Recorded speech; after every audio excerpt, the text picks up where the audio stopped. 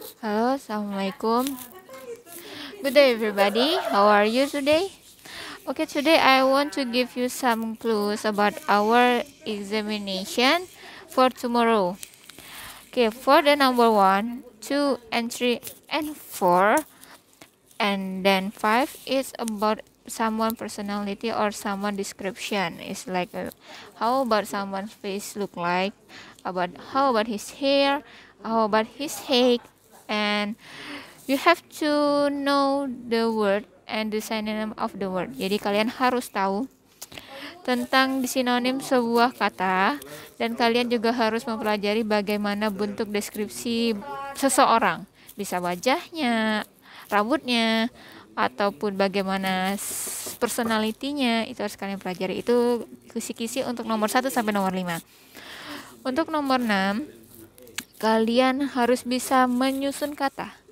Kata nanti saya acak satu kalimat, saya acak.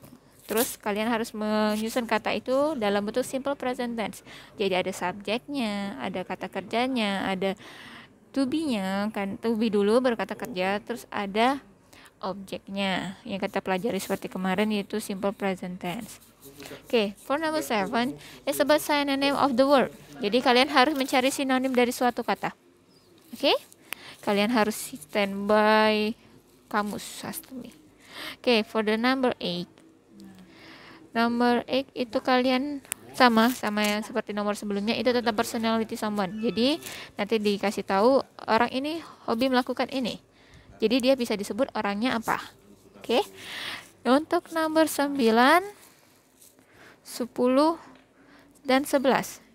Jadi kalian harus membaca sebuah teks. Jadi saya menyiapkan satu teks di mana teks itu akan menjelaskan tentang orang itu melakukan apa. Apa pekerjaannya, apa yang dia lakukan, dan juga bagaimana arti dari suatu kata. Jadi nanti saya akan berikan underline satu kata dan kalian harus mengartikan apa arti kata itu. Untuk nomor 12, 13, nomor 12, 13, 14, 14, dan 15 itu kalian harus menebak pekerjaan seseorang.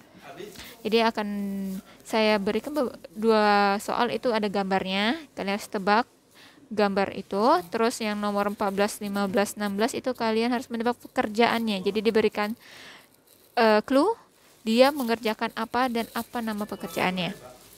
Untuk nomor 17 kalian harus memilih kata atau kalimat yang benar. Ingat, di simple present tense lagi. Jadi kan harus memilih apabila subjeknya ini, to be-nya harus seperti apa. Apabila subjeknya ini, to be-nya harus menjadi apa. Oke? Untuk nomor 15, kita harus menyesuaikan kata kerjanya. Jadi misalnya dia hidupnya di desert, di padang pasir. Jadi kan harus menebak apa yang bisa dilakukan oleh sesuatu itu di desert. Apakah dia bisa swim, apakah bisa run, bisa berenang, atau bisa berlari. Oke. Terus untuk nomor 19, 20, 21, dan 22 itu tentang description of place.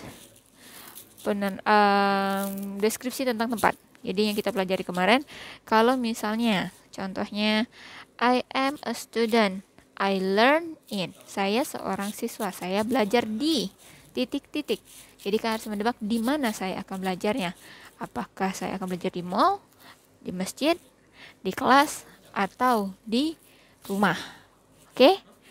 Kurang lebih soalnya seperti itu. Untuk nomor 23, 24, 25, 26, 27, nomor 23, 24, 25, dan 26 itu sama. Saya berikan satu teks, dia mendeskripsikan tentang dirinya sendiri dan rumahnya. Jadi kalian harus menebak kata-kata, bukan menebak sih, kalian harus mengerti arti dari kata-kata tersebut dan menjawab pertanyaan yang terkait dengan teksnya. Untuk nomor 27 dan 28 itu tentang descriptive text tentang Indonesia. Itu kita pelajari di LKS. Jadi kalian harus banyak-banyak baca di LKS sebelum ujiannya.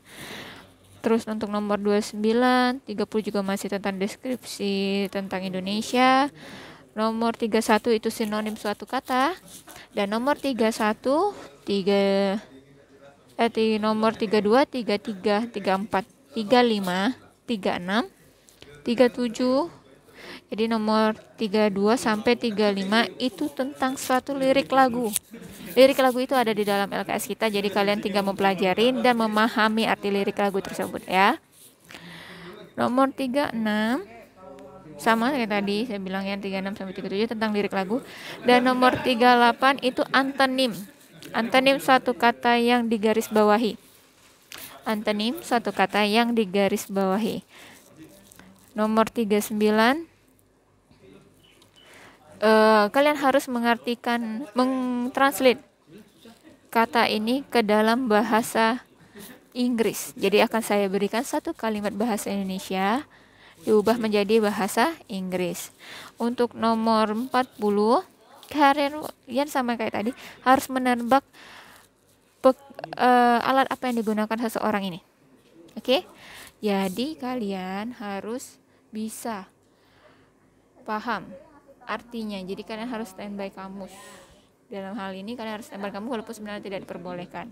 Dan banyak-banyak pelajari soal-soal yang ada di LKS karena belum lebih soalnya mirip. Oke? Sampai di sini dulu kisi-kisinya. Assalamualaikum warahmatullahi wabarakatuh.